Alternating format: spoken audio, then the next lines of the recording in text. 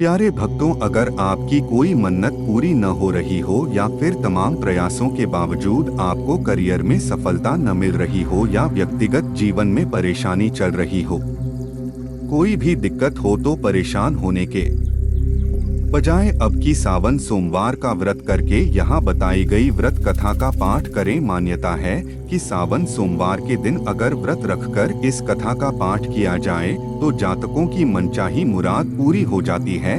जय भोलेनाथ। मित्रों, Gyanvani YouTube channel में आपका स्वागत है।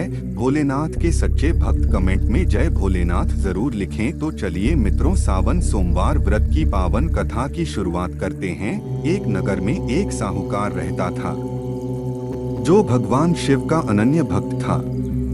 उसके पास धन धान्य किसी भी चीज की कमी नहीं थी, लेकिन उसकी कोई संतान नहीं थी और वह इसी कामना को लेकर रोज शिवजी के मंदिर जाकर दीपक जलाकर सेवा पूजा करता था। उसके इस भक्तिभाव को देखकर एक दिन माता पार्वती ने शिवजी से कहा कि हे प्रभु, यह साहूकार आपका अनन्य भक्त है, इसको किसी बात का कष्ट है तो आपको उसे अवश्य दूर करना चाहिए। शिवजी बोले कि हे पार्वती, इस साहूकार के पास पुत्र नहीं है, यह इसी से दुख ही रहता है। माता पार्वती कहती हैं कि हे ईश्वर, कृपा करके इसे पुत्र का वरदान दे दीजिए। तब भोलेनाथ ने कहा कि हे पार्वती, साहूकार के भाग्य में पुत्र का योग नहीं है। ऐसे में अगर इसे पुत्र प्राप्ति का वरदान मिल भी गया तो वह केवल 12 वर्ष की आयु तक ही जीवित रहेगा। यह सुनने के बाद भी माता पार्वती ने कहा कि हे प्रभु, आपको इस साहूकार को पुत्र का वर देना ही होगा, अन्यथा भक्त क्यों आपकी सेवा पूजा करेंगे। माता के बार बार कहने से भोलेनाथ ने साहूकार को पुत्र का वरदान दिया, लेकिन यह भी कहा कि वह केवल 12 वर्ष तक ही जीवित रहेगा। साहूकार यह सारी बातें सुन रहा था, इसलिए उसे न तो खुशी हुई और न ही दुख।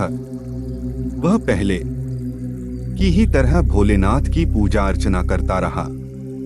उधर सेठानी गर्भवती हुई और 9वें महीने उसे सुंदर से बालक की प्राप्ति हुई। परिवार में खूब हर्षोल्लास मनाया गया, लेकिन साहूकार पहले ही की तरह रहा और उसने बालक की 12 वर्ष की आयु का जिक्र किसी से भी नहीं किया। जब बालक 11 वर्ष की आयु हो गई तो एक दिन साहूकार की सेठानी ने बालक के विवाह के लिए कहा। तो साहूकार ने कहा कि वह अभी बालक को पढ़ने के लिए काशी जी भेजेगा। इसके बाद उसने बालक के मामा जी को बुलाया और कहा कि इसे काशी पढ़ने के लिए ले जाओ और रास्ते में जिस भी स्थान पर रुकना वहां यज्ञ करते और ब्राह्मणों को भोजन कराते हुए आगे बढ़ना। वह इसी तरह करते हुए जा रहे थे कि रास्ते में एक राजकुमारी का विवाह था। जिससे उसका विवाह होना था वह एक आंख से काना था। तो उसके पिता ने जब अति सुंदर साहूकार के बेटे को देखा तो उनके मन में आया कि क्यों न इसे ही घोड़ी पर बिठाकर शादी के सारे कार्य संपन्न करा लिए जाएं।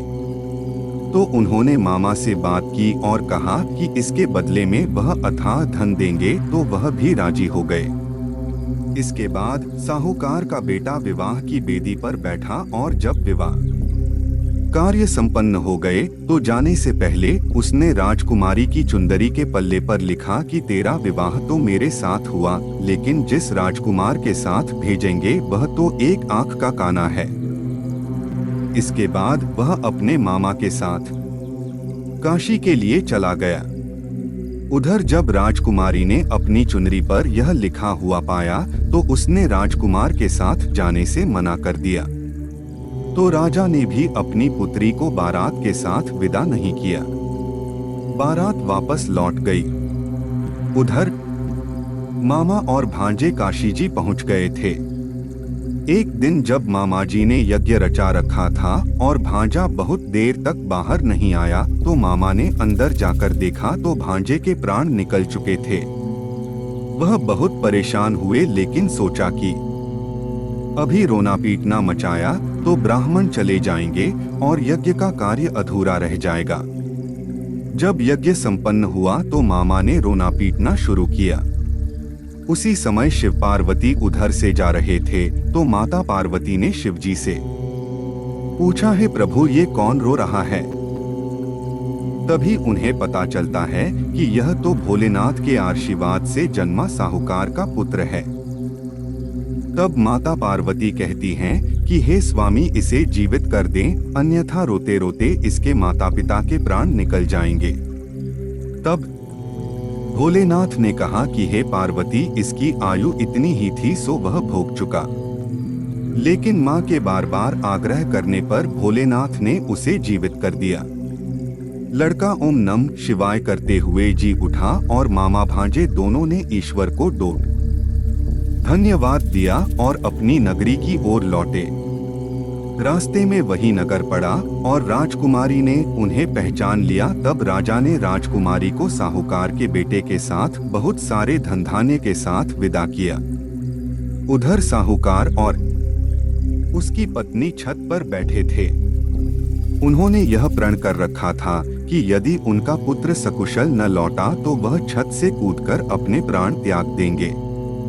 तभी लड़के के मामा ने आकर साहूकार के बेटे और बहू के आने का समाचार सुनाया, लेकिन वे नहीं माने तो मामा ने शपथ पूर्वक कहा। तब तो दोनों को विश्वास हो गया और दोनों ने अपने बेटे भू का स्वागत किया।